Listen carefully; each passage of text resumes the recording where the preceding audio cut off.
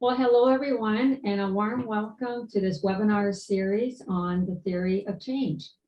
My name is Colleen McMillan, and I am the scientific co-director at the KDE Hub, who is hosting the series. You have been invited as a project funded under the Public Health Agency of Canada, and whose project is making transformative change regarding mental health promotion in your community and beyond. In this first workshop, we will review theory of change and reflect upon the interrelationships between the theory of change, logic models, and evaluation designs. So this workshop aims to introduce a variety of theory of change frameworks and evaluation designs to consider when developing an evaluation plan tailored to the very unique needs of your project. We will also have space for projects to engage in discussion and do some brainstorming to address potential challenges in developing your plans. So in addition to project members, also just to let you know that members of the KDE Hub are in attendance for roles relating to facilitating the first of 3 workshops. I would like to make a land acknowledgement reflecting suggestions from the Native Governance Center Guide to Indigenous Land Acknowledgement.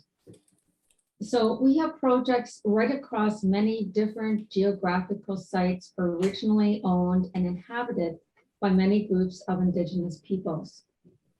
As we gather this afternoon, we are reminded that the community, town, or land in which you live, work, and play is situated on treaty land that is steeped in rich Indigenous history and home to many First Nations, Métis, and Inuit peoples.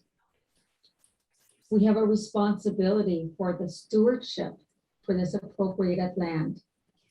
For us in Waterloo, where the hub is situated, the land we occupy is part of the Haldimand Treaty of 1784.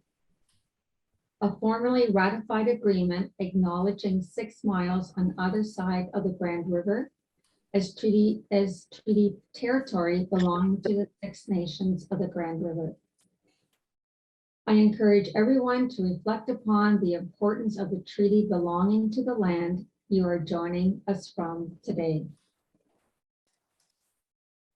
The next order of business is the opportunity and pleasure to introduce Dr. Katie Cook, who will lead us through the series on the theory of change as part of the KDE Hub Knowledge Dissemination Mandate.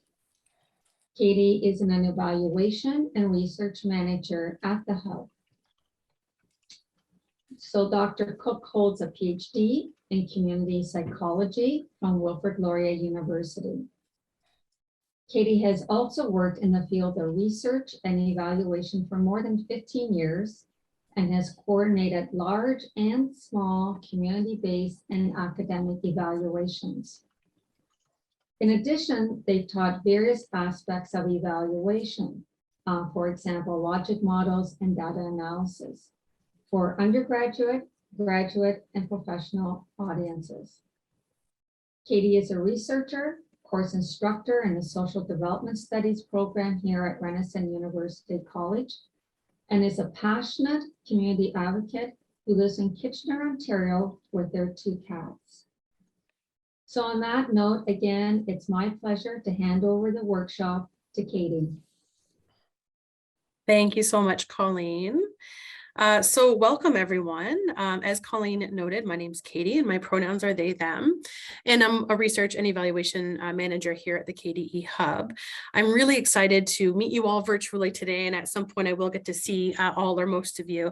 So I've been spending some time getting to know your projects, reviewing your phase 1 materials, and more recently your phase 2 proposals. So this workshop series is really designed around the needs that have either already been identified in those materials and will continue to adapt based on your ongoing theory of change and evaluation plan needs. So I'm hoping for a lot of feedback, particularly at the end, about what your projects need.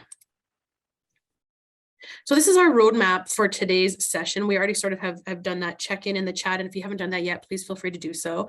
As you can see, we have a packed schedule. It starts with some presentation content from me and some kind of a little bit, maybe too much of me talking. And then we'll have a good amount of time for small group brainstorming and facilitated breakout rooms using some Jamboards, and then also a large group report back and a little bit of planning around next steps for session 2 in October.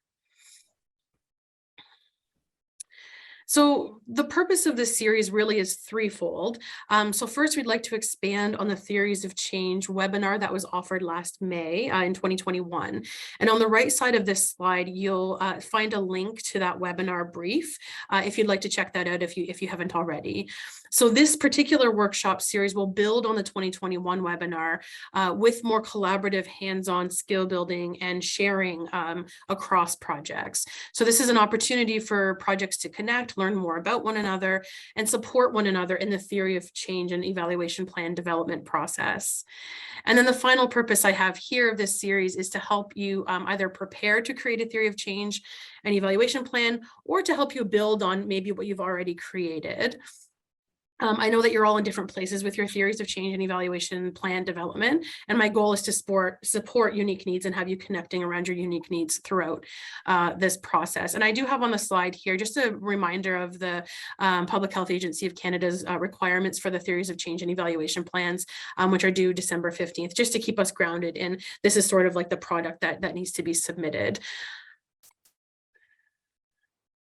So before we really jump into the content, I'd like to take a moment to see where everyone's at. So Annetta is shortly going to launch a poll. And basically, I just want to know, how do you feel when you think about creating a theory of change and subsequent evaluation plan? Confident, unsure, cool as a cucumber. I don't think cool as a cucumber is an option on the poll. So I'll get Annetta to launch that poll, and please take a moment to respond. Thanks so much, Katie. Hi, everyone. So a poll will come up momentarily for you. You should see it now. And so, yeah, as Katie was saying, how do you feel when you think about creating a theory of change and subsequently creating an evaluation plan?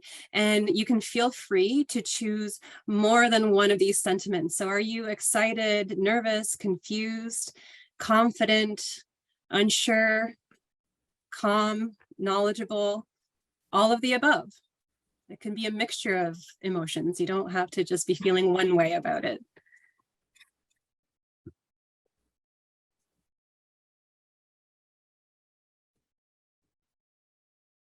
And I'll just give you a few more seconds to think about how you feel about theories of change.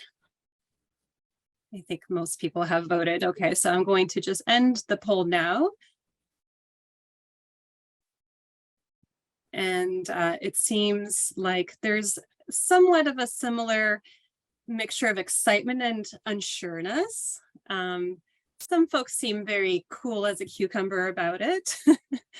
Maybe a little bit of confusion as well in there. Some are knowledgeable and also a mixture of all the above. So thanks for contributing those sentiments. Yeah, so good to see some excited responses. I always joke that I'm a data nerd and I get really excited about these things. So it's nice when that excitement is shared in the virtual room that we're sharing today. Thank you for launching that poll, Annetta, and to everyone who participated. So I just want to jump in to get us started on an overview of theories of change, just to make sure we're kind of on the same page, using the same terminology, to get us thinking about, to then move on to get us thinking about some of the details of creating a theory of change. So briefly, what is a theory of change? It's more than a diagram or a model. It explains the logic or the theory behind your program's activities and all other aspects.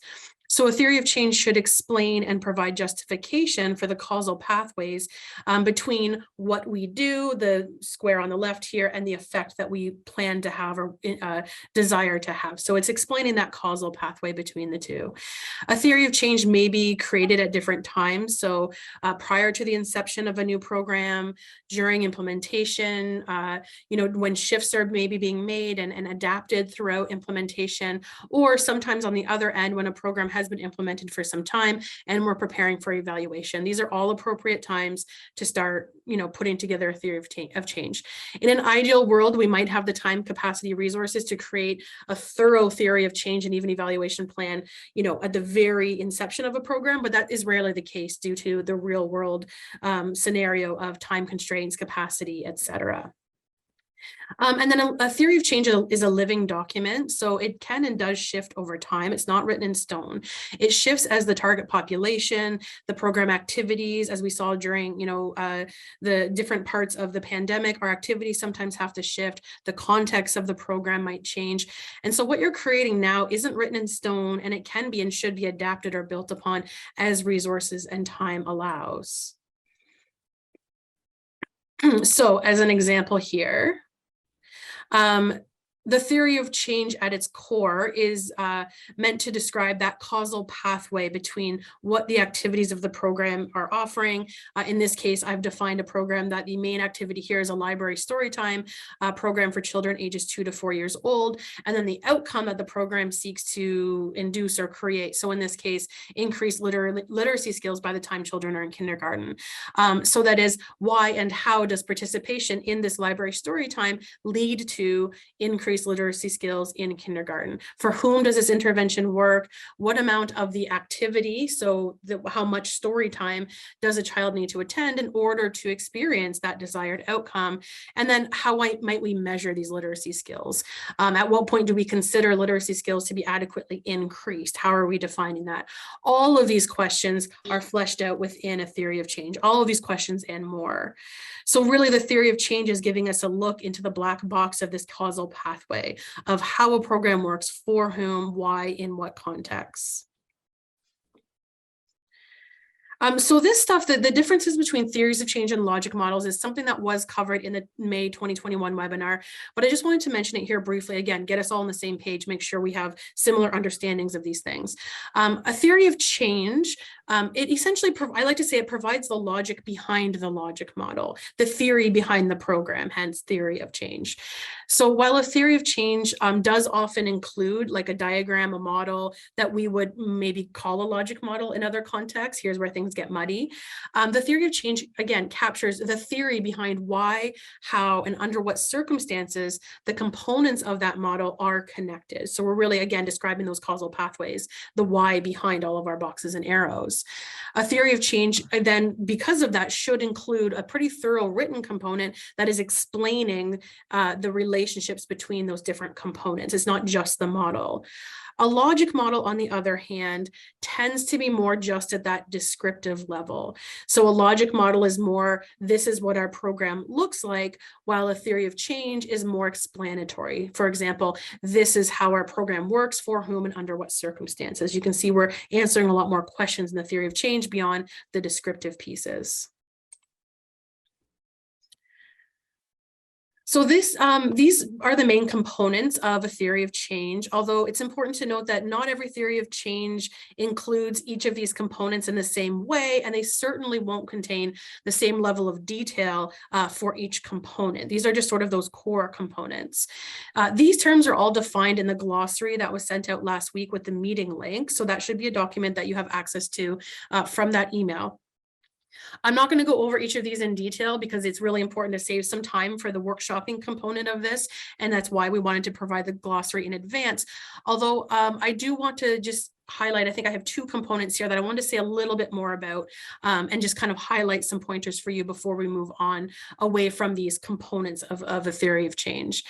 The first one I wanted to say a little bit more about is the reach or audience.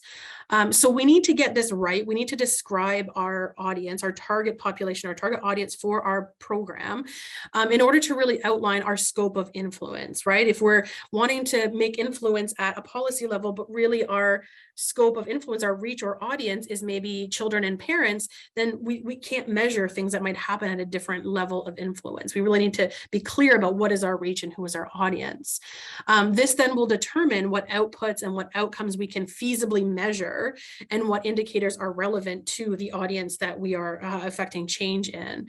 And then these decisions affect every other aspect of the theory of change and the evaluation process. So really key things to consider here. Importantly, measuring our reach involves collecting at the bare minimum demographic data about our project participants, again, to understand who's our audience, who are we actually reaching with this. This then will influence, I know something in phase 2, a lot of projects we're talking about is creating their gender-based plus analysis, or GBA plus. This information about our audience is kind of the very foundation of being able to do a gender-based analysis. We need to know a little bit about who is our audience and who are we affecting in order to look at some of those demographic characteristics. And then the other thing I wanted to highlight on this slide is the indicators and the measures. So these are both listed here under outcomes. And these help us really to connect. They allow us to connect our theory of change to our evaluation plan in a consistent and explicit way. So our indicators are how will we know that we've achieved those desired outcomes. So if we want to increase literacy skills in young kids, that was that desired outcome I gave as an example. How do we actually know that we've achieved that? That needs to be defined. Is our indicator a higher reading proficiency score than young kids who didn't take part in our program? And if that's the case, then how are we going to measure that? How do we measure that indicator? So quite literally, our measures are simply how we're going to measure those indicators. So we might ask, is there a pre-existing validated measure of reading proficiency that we can administer to our students who did the program and students who didn't? Or do we need to create a new scale because maybe we don't have a scale of our indicator that already exists in the world of social science that we can access? These are questions that indicators and measures make us ask and make explicit. Okay, just wanted to pause there. I like to pause a lot and ask about questions, particularly when we're on Zoom, because I can't see everyone. It's hard to read the room. So I'm going to pause here for a second. What questions do you have so far? Any of those terms you want me to go into more detail on, you can put your questions either in the chat or you can raise your hand and turn on your mic if you'd like to ask your question that way. And I'll just pause for a minute for that to happen.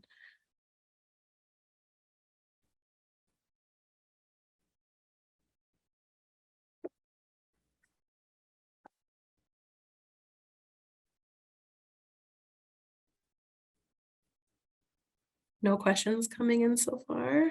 All right, we're on the same page. I really appreciate, I'm just looking at the chat and I really appreciate the cool as a cucumber emoji situation. Thank you for that. From Matt in the chat.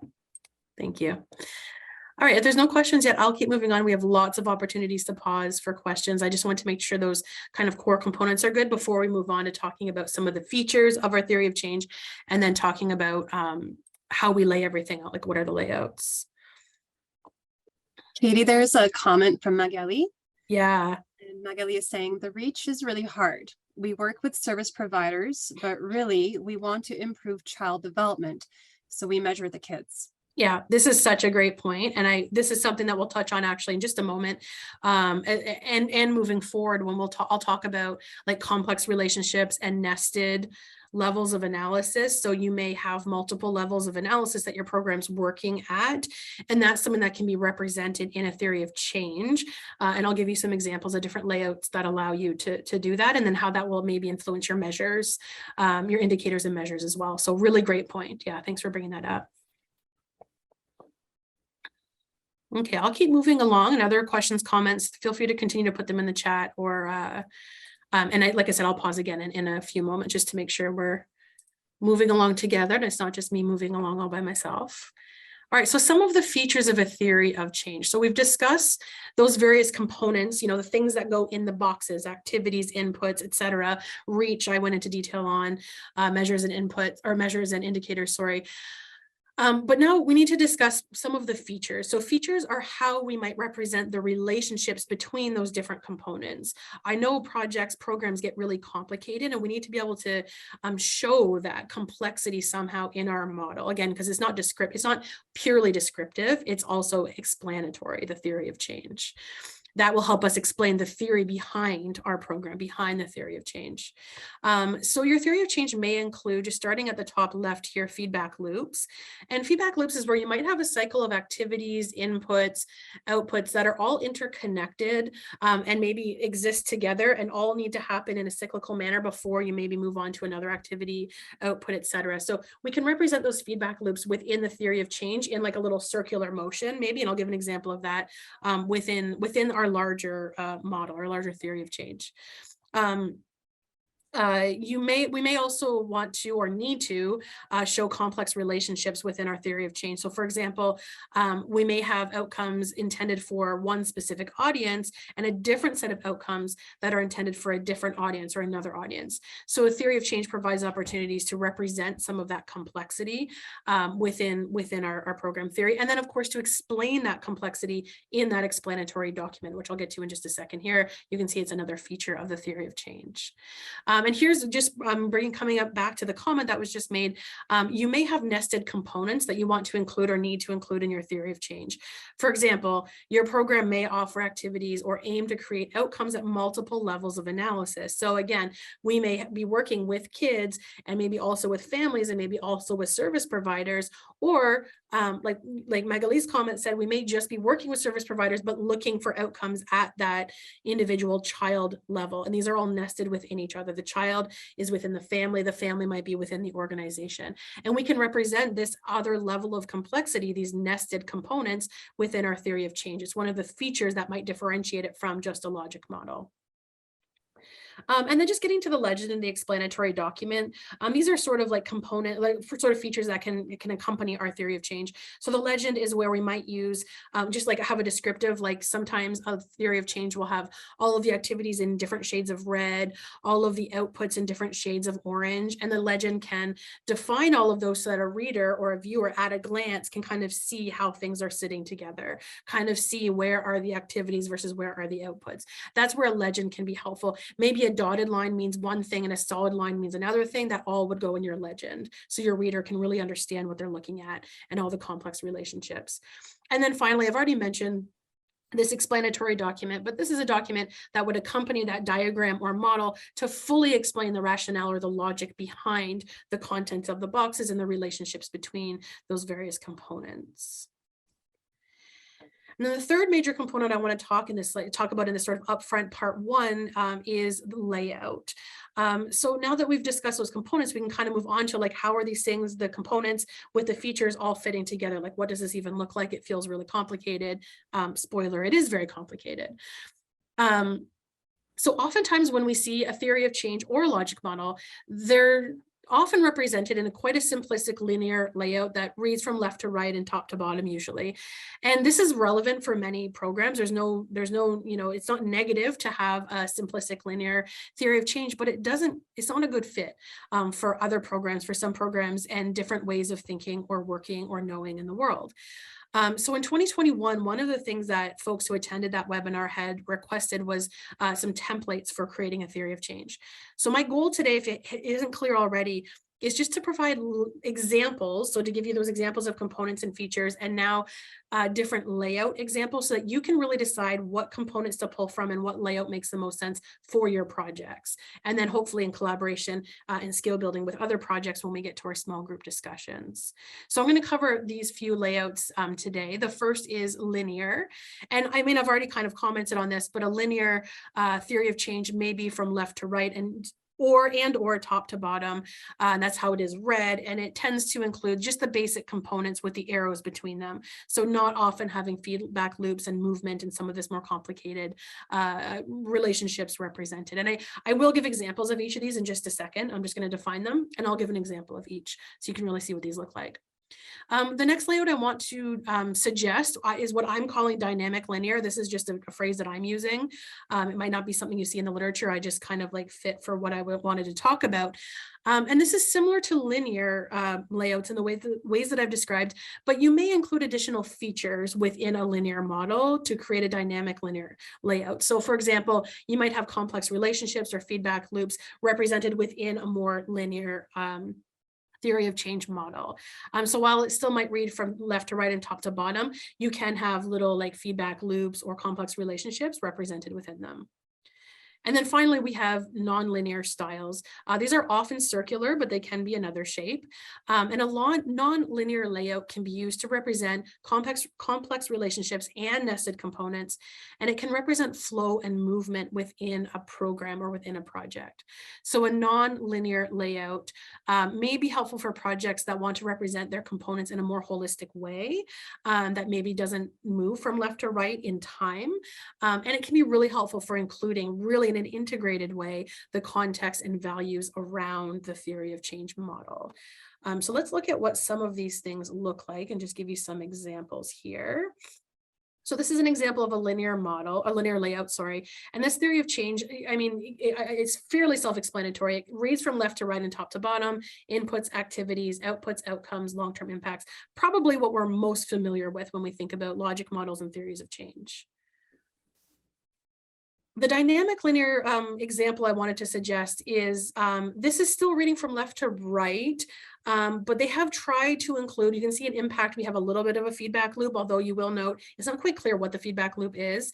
This is a very pictorial, image-based example of a dynamic linear layout that would require a lot of explanation in that explanatory document. But it's just showing that it is possible to show movement and a little bit of complexity within using a linear layout for your theory of change.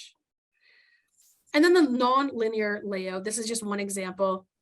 And here we have sort of the outer circle representing the historical context, and then the next inner circle depicting values. And then we get into the specific program and some of the program components represented in the middle, including stakeholders in the white boxes around, and then two different sort of types of skills that are the desired outcomes of this program. So relationship building and knowledge building skills. And we work our way all the way into the middle with some of those sort of overarching things, including building a new narrative as its overarching goal, this sort of like North Star goal of this project. But we can see it's all integrated in the context of historical context and values. And then just briefly, I just wanted to represent this one. I know it looks a bit messy, but just to show you some of the opportunity, if this is the kind of thing, mixing things up works for your project, that's great. So this is an example of very much a linear format, but we have nested components represented through, they have their executive domain, their operational domain, and their clinical domain. Those are all nested within one another. And then they also have these dotted circles, which are kind of like those little feedback loops within the model as well. So lots of different things going on here, and they've kind of mixed formats here. All right, questions about those formats, or sorry, those layouts before I move on to some benefits. And then we're already over time by a little bit, but so we might just jump right to our break, but let's stop with questions first.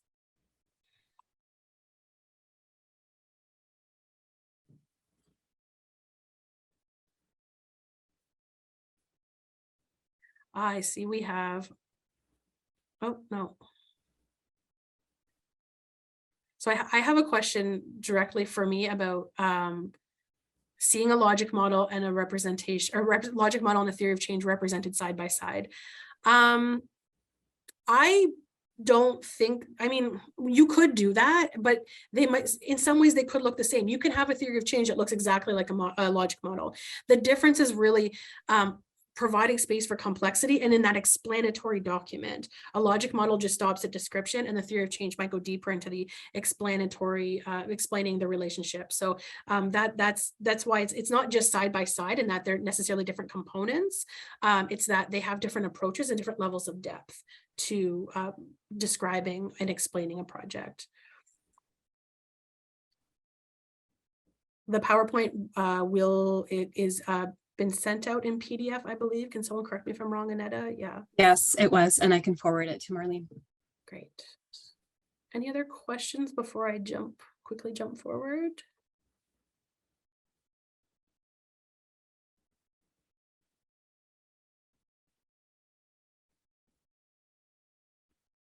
All right, I'm going to keep moving us forward then. And we're at time for a break, but I'm going to really briefly go over this so we can be caught up right before our break. Just some of the benefits of creating a theory of change. Not me trying to like sell it because I'm a nerd and I like this stuff, but really truly it's beneficial for any program that you're running. It's an opportunity to involve stakeholders in a collaborative way, and ensuring that team members and stakeholders are kind of on the same page about how the program works, and not getting lost sort of in the needs of the everyday and really taking a step back to think about how a program works.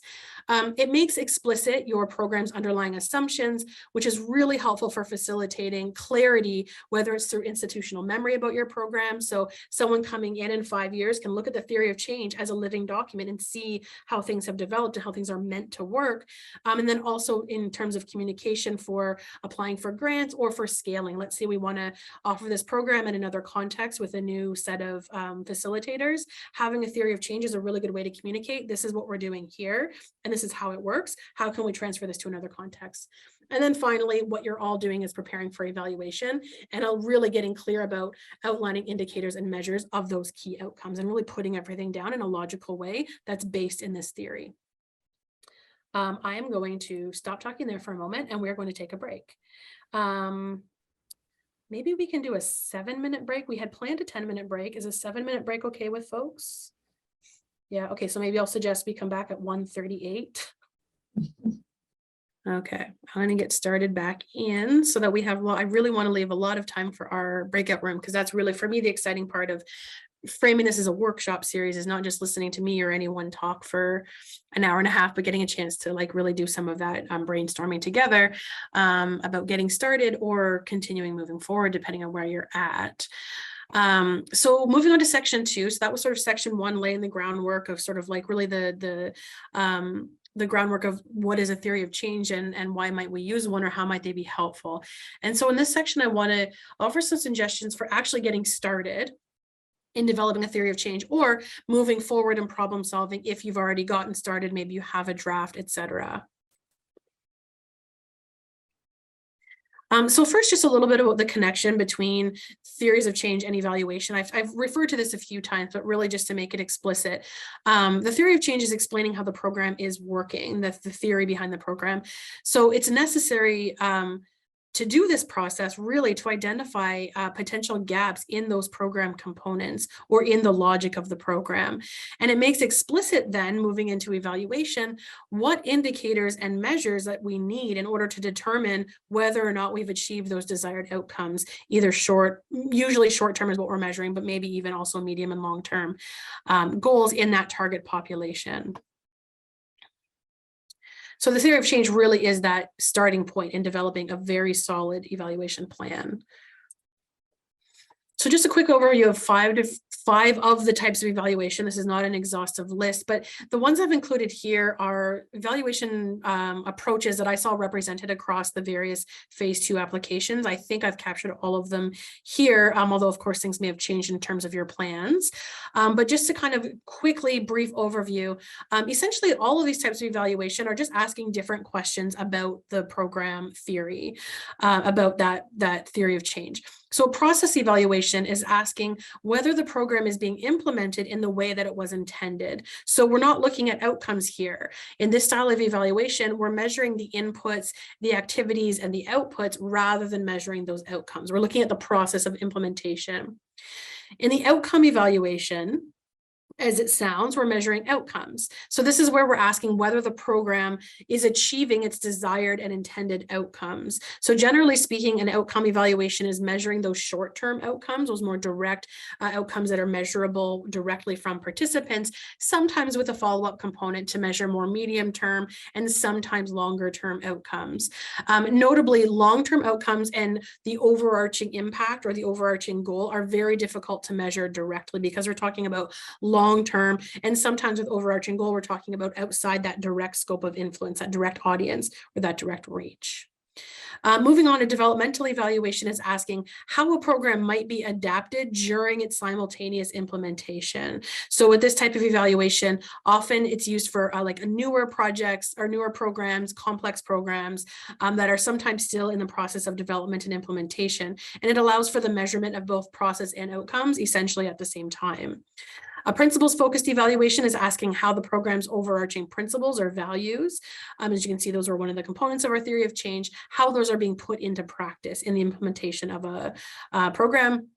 And then finally, a realist evaluation is asking how a program works, for whom, and in what context or under what circumstances. And then all of these are considered theory-driven evaluations when they're based in a well-developed theory of change, because your evaluation is testing that theory. That's what makes it a theory-driven evaluation. But all of these can be considered theory-driven evaluations in the case of you all developing your theories of change. Katie, Yes. we have a question. Oh, sure. Would a process evaluation be the same as an implementation evaluation? Good question. I would consider them the same. I mean, you know, of course, in different contexts, we use lingo slightly differently. To how I use the terms implementation and process, yes, they would be the same thing, because they're including the input. So you're measuring what's needed to go into this to even offer our activities. You would be measuring your activities. So are they actually being offered? And then the output. So are we giving, for example, the number of reading programs for 2 to 4-year-olds that we intended to offer? Are we offering 10 sessions over 6 months, or did we only offer 2 sessions? So that's all related to implementation, which I think in the way I'm using it, process is really just kind of interchangeable there. Other questions before I move on to these sort of top-down versus bottom-up approaches? Okay, so there are various ways. I mean, there's not just these two, but there's various ways to create a theory of change. And the approach that you choose really depends on various factors. For example, capacity, existing program theory documentation. Maybe there's an existing theory of change that is maybe just outdated and needs to be updated. Contextual factors, and just the time that you have allotted and the capacity you have allotted to the task. So a top-down approach of developing the theory of change is often driven by funder expectations. And it tends to be led by like program leadership and sometimes also an outside evaluator. Usually less involvement of like direct service staff, and definitely not involvement of other stakeholders who may take part in the program, or volunteers, or people more directly affected, like direct service users. A community-driven, on the right side, or bottom-up approach involves diverse stakeholders in the theory of change development process. So this could include community members, service users, volunteers, program staff, leadership, of course, and outside evaluators included there as well. The important thing to note here, as is the case with other aspects of theory of change development, is it needs to be relevant to your specific project. So in this case, the approach, the theory of change must be relevant to its users, because relevance fosters utilization. So the theory of change is only a helpful tool in its living document format at the end if the folks who are expected to use and maintain it actually feel that it's relevant and accurate and usable. So really how we approach the development really depends on that utilization piece, like who needs to be using it and is it relevant for them. So I'm going to jump us past these questions because I'm going to pause in just a second for questions before we go into breakout rooms. But I do want to make sure we mention this because we are behind just by a couple of minutes. So backward mapping is just one approach for getting started, right? So maybe you know that you're taking a more top-down approach, or you're doing kind of somewhere between a top-down and bottom-up approach, but like what then what, right? We know the components, we know the features, we know the layout, but what do we actually do? So when getting started with theory of change creation, backward mapping is just one helpful starting point. And essentially backward mapping, it's what it sounds like. We start with the overarching goal, the general impact that we want to make, and we go backwards from there, asking, in order to get there, what do we need to do?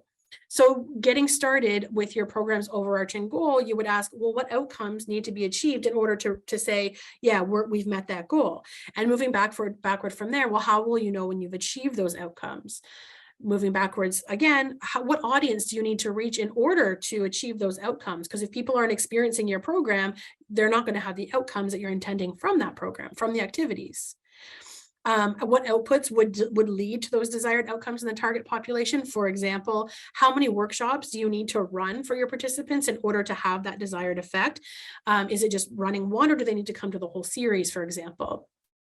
What activities you need to offer in order to create those outputs. So those workshops are the activities, and continuing to move backwards. We may then ask what assumptions are underlying all of this program theory that we've now identified by answering these backwards mapping questions. What contextual factors might facilitate or obstruct this theory of change from actually happening, this process from actually happening, and what values are underlying all of these other components. Working backwards like this can help to ensure that we're staying grounded in the program's overarching goal, and that each and every component of our program is feeding back into that larger overarching goal. And one additional question to ask along the way of this process is, that connects your theory of change to your evaluation plan, is how will we know that this is being achieved? How will we measure that? What tools will we use to measure that, aka indicators and measures? And this can also be a helpful process for folks who maybe already have a draft of a theory of change. Take that and try the backward mapping, and that can help you find any of the gaps maybe in what you already have created as a way to sort of reiterate, making sure there's no gaps in that theory of change. So we have one more poll before we get into our breakout rooms. Annetta, I think we'll launch that poll, and here are the 2 questions. Thanks, Katie.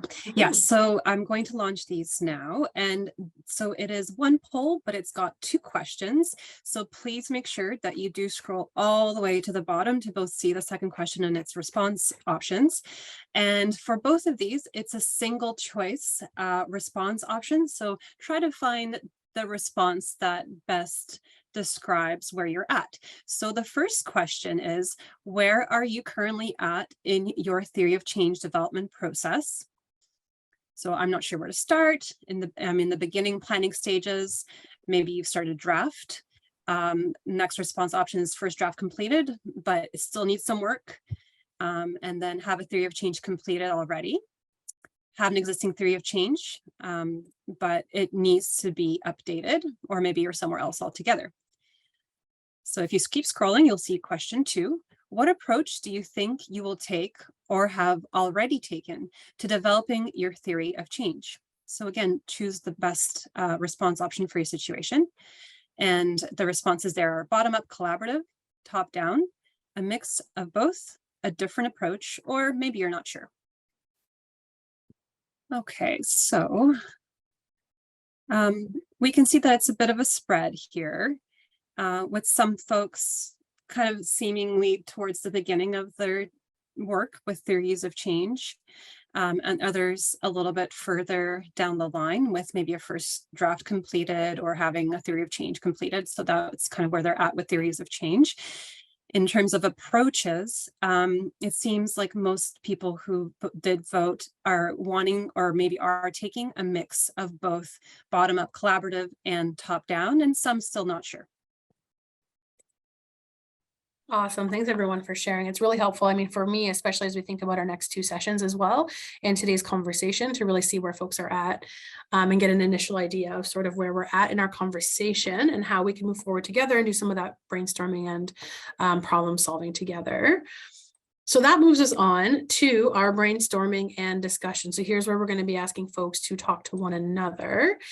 So what we're doing in these breakout rooms is essentially talking about, like, not necessarily the like, okay, what are your components and what are your activities, but really talking about the process, the getting started piece. What challenges do you anticipate in either developing your theory of change, like in getting started, or in connecting your theory of change to an evaluation plan? So like, what are those challenges in the process you might experience?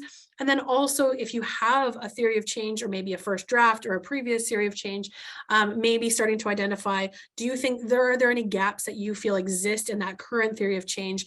And then really getting onto the tangibles of what you would need to fill those gaps, whether it's, who needs to be at the table for that in terms of the top-down collaborative process, what additional resources you need, and what other processes might help you moving through to get to a draft theory of change and evaluation plan. So we are going to put folks into breakout rooms. Each breakout room will have its own hub facilitator, and the facilitator will share the Jamboard link for each of you. And so we're asking you all to go into your breakout rooms, have a conversation facilitated by your hub facilitator, and you can fill in your particular Jamboard with your sticky notes responding to these different questions. And we will be in those breakout rooms for 15 minutes. Anything I have forgot to mention, Annetta, before we put folks into their rooms? I think that's everything, Katie. And this time around, there's no work needed on the participants' end to get into breakout rooms. We'll see you there. We'll push everybody into corresponding rooms. Perfect.